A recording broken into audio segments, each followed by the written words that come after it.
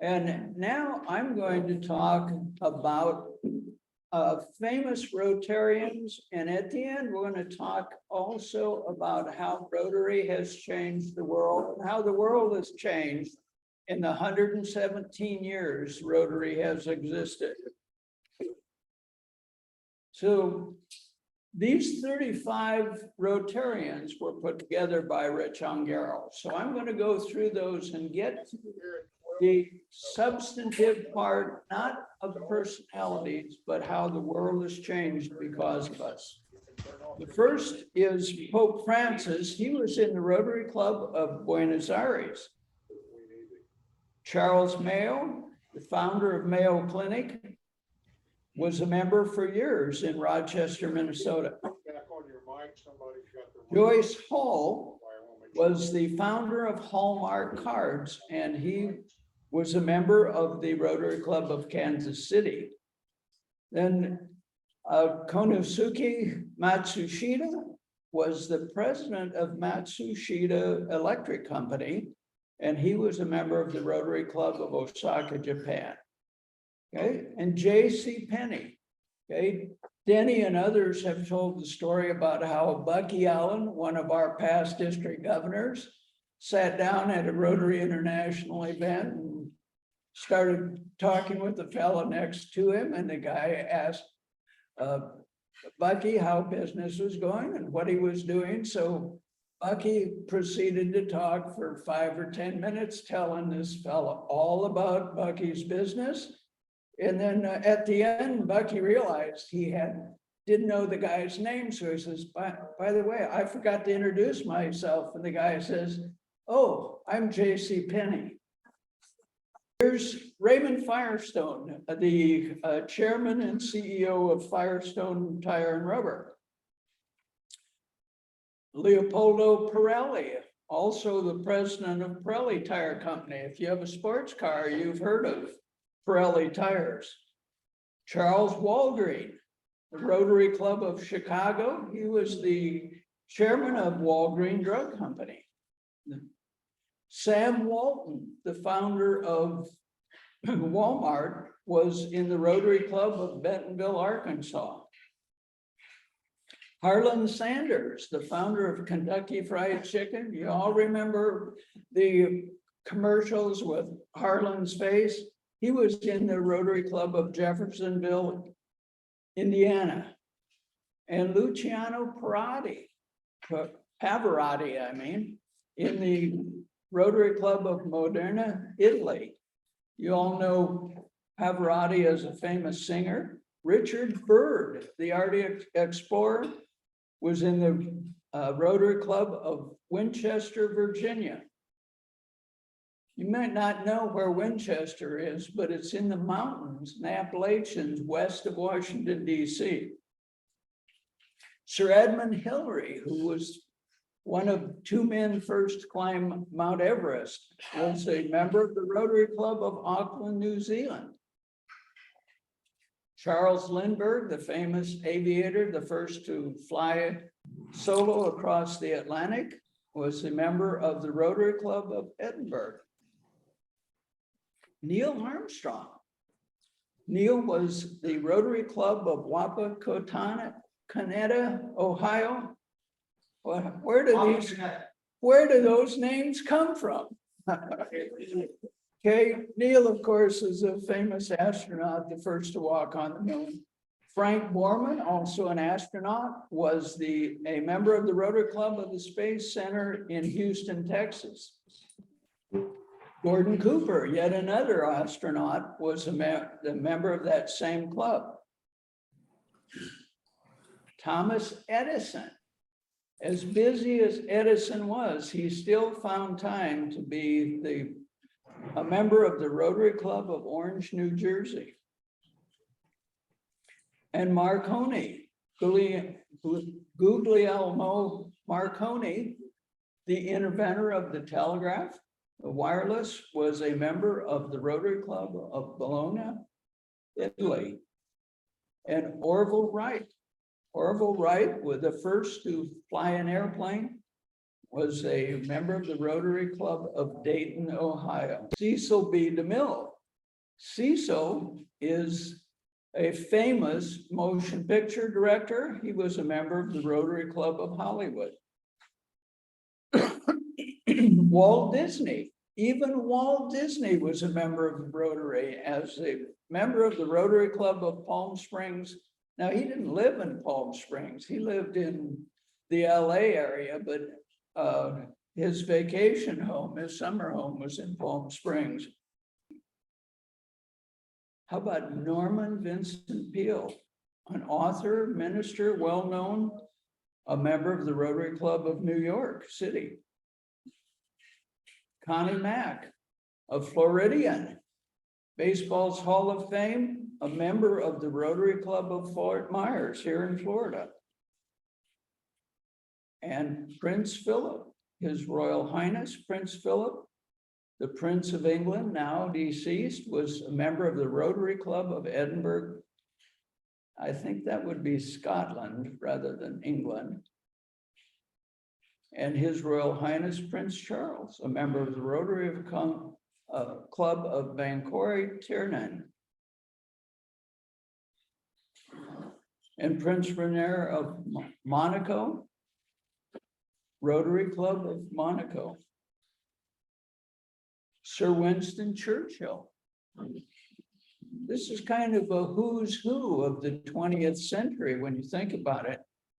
Prime Minister of England, the man who almost single-handedly kept England from falling to the Nazis in World War II and gave time for the United States to get in the war and turn things around. He was a member of the Rotary Club of London. And Earl Warren, Chief Justice of the United States Supreme Court, was a member of the Rotary Club of Sacramento, California. Byron White, also a Supreme Court judge, was a member of the Rotary Club of Denver. And Woodrow Wilson, the 28th President of the United States, the Rotary Club of Birmingham, Alabama.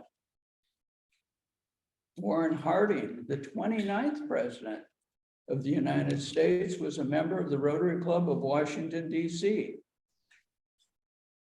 Franklin Roosevelt, the 32nd President of the United States, a member of the Rotary Club of Albany, New York.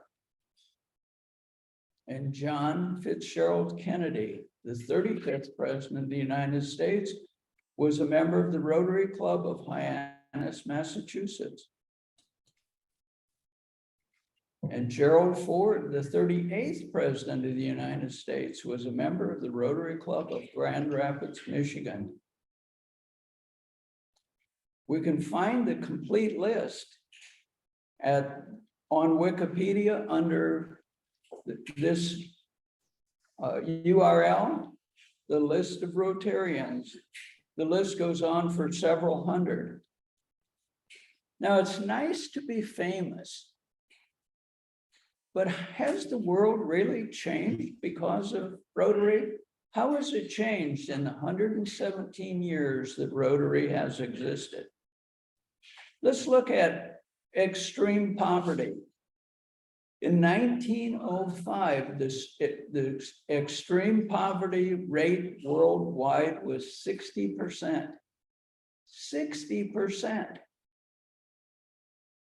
In 50 years, that had been cut by 10%.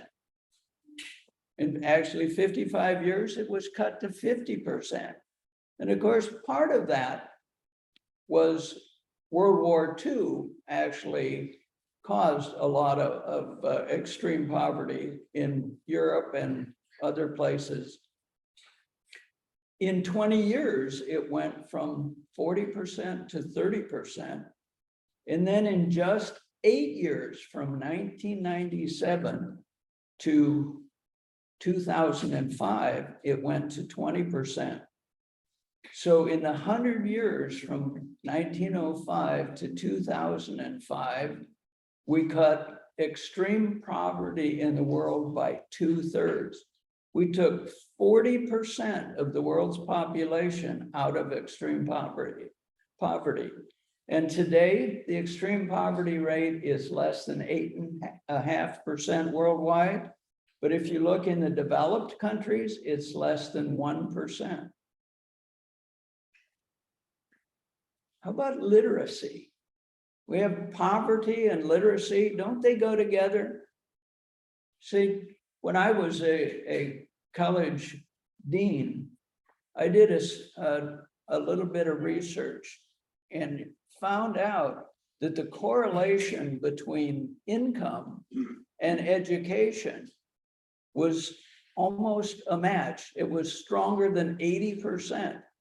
So the conclusion is, if you want to be in the top quartile of income, family income, get a college degree, marry a college degree, stay married, and by the time you're mid-career, you'll be in the at or above the 75th percentile in family income in this country. That was a result of a Pew Research study. So when you think about that, literacy works hand in hand with eliminating poverty. So let's look at the world literacy rates. Adults, we talk about adults aged 15 and older. In 1905, only 21% of the world's population was literate. Think about that. That's only 1 in 5 worldwide in 1905. We forget how good we have it today. And these aren't my numbers. These come from ourworldindata.org. In the next 55 years, we doubled that literacy rate. And then from 1960 to 1980, we raised it from 40 to 56%. Today, 40 years later, it's higher than 85%. And most of the illiterate are those same group in extreme poverty, or the elderly, very elderly, who never made it through the school process. Today in the developed countries, literacy is almost 100%. And how about health? If we look at health, one of the indicators of civilization is taking care of its people, creating health systems. Margaret Mead, the great anthropologist, was quoted or was asked the question, how do you know when the early man went from being hominoids to civilized? And she said something that truly surprised the journalist that was asking her. She said, we look for femurs that have been broken and healed. She said, in the animal world, you break a leg, you die. So the fact that humans could break a femur, which is the bone in your thigh, and find care enough and food for it to have time to heal, means you have a community caring for each other. So if that's the hallmark of civilization, then clearly one of the hallmarks of today's civilization has to be childhood mortality reduction. The percent of children dying in their first 5 years in 1905 worldwide was 37%. That's more than 1 out of 3. 45 years later, it had been reduced to 22%. Today, worldwide, it's 4.5%. We've cut it by about 90%. And today in Europe, North America, Australia, the most advanced countries, the childhood mortality is 0.6%. Think about that. We went from 117 years ago, from 37% worldwide to today, in a large portion of the population has an infant mortality rate below 1%. And you see the childhood mortality rate here in 1905 doesn't even include the health of the mother. In 1905, the mortality of women during childbirth was actually high. So I'm going to ask you this question: who are your heroes? Those 35 great Rotarians that we just talked about are to be admired. Some are heroes, some are merely successful, some are royalty on the list by birth, but all have contributed greatly to our society and our communities. But let me tell you about an unsung hero that you probably have never heard of. His name is Charles Mully. Charles is only recently has become known. He's a Kenyan. Today he's about 70 years old, but he grew up as a street urchin in Kenya, abandoned by his family at age 6, leaving him to beg on the streets. Now, he had enough grit to successfully beg and find food and manage to get to adulthood. As an adult, he managed to get a job as a laborer.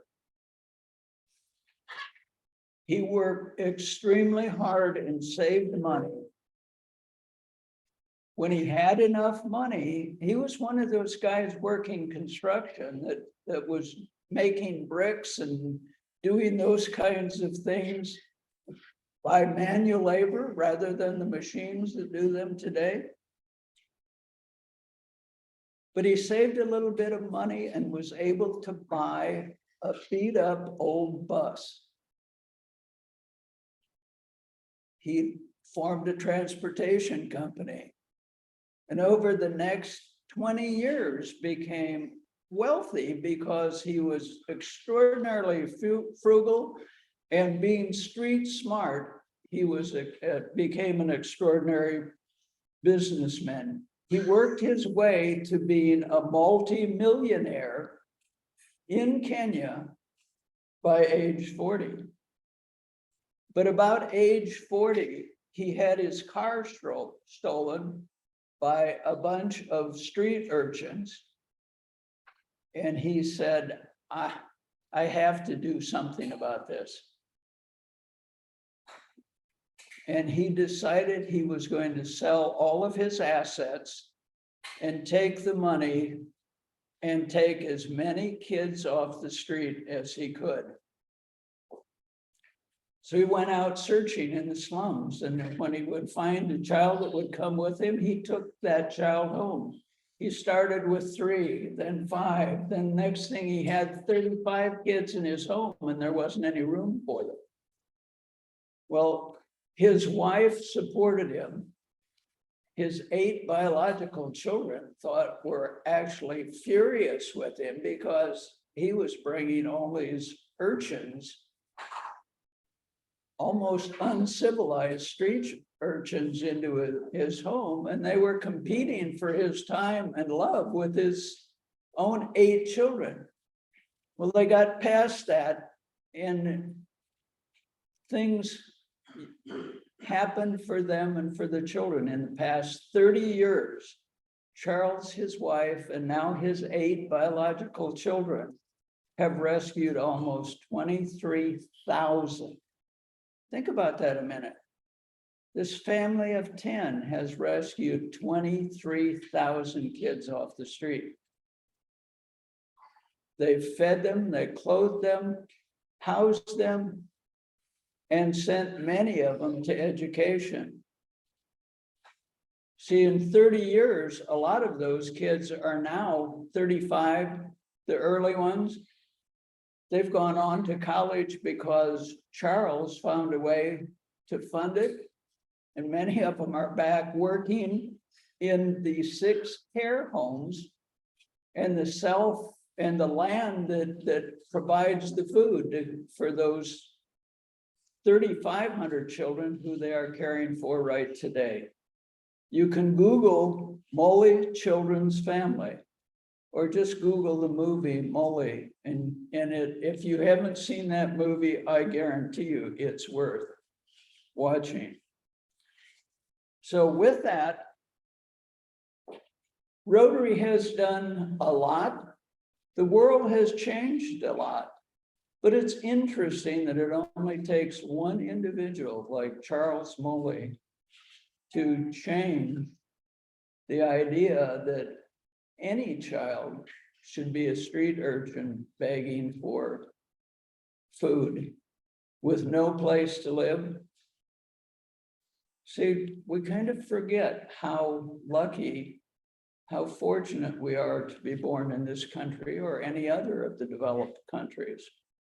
So with that, I thank you for your time and attention, and hope this gave you a view of the world and how it has changed in 117 years. See, there's some of us in this room who have lived most of that 117 years. Only a few of us, but.